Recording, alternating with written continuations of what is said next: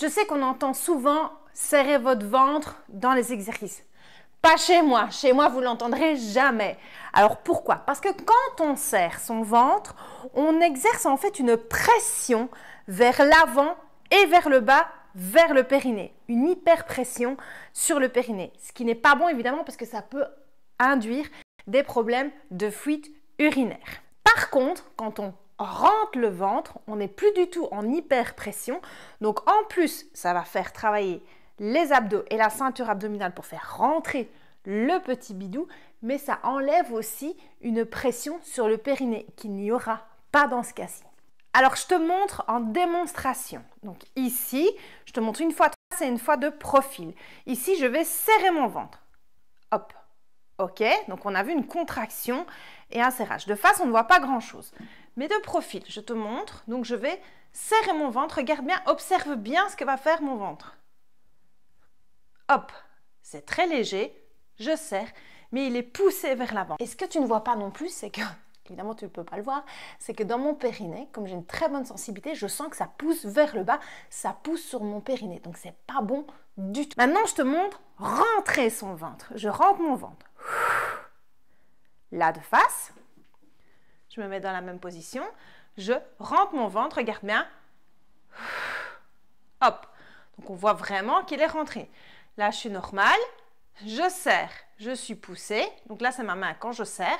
Et là, maintenant, je rentre. Regarde la différence. C'est incroyable quand même, non? Donc si ce que tu recherches, c'est de faire rentrer le ventre et ne pas l'avoir vers l'avant et qu'il ressorte, alors oublie serrer. Pense rentrer. Alors, la petite technique pour y arriver, c'est que dans l'effort, quand tu souffles, tu dois apprendre à souffler en rentrant ton ventre. Petite astuce, tu mets une main sur le ventre et l'autre main devant ta bouche. Ta bouche, elle va t'aider à sentir que tu souffles et tu expulses l'air. Et la main sur le ventre va sentir que tu rentres, que ça va vers l'intérieur. Je te montre. Donc, quand tu fais un mouvement, tu dois vraiment prendre ce réflexe de je vide l'air en rentrant mon ventre et ça sort par ma bouche. Beaucoup de personnes respirent à l'envers. Donc, quand elles expirent, elles sortent le ventre et quand elles inspirent, elles rentrent le ventre. Or, c'est contre la logique naturelle.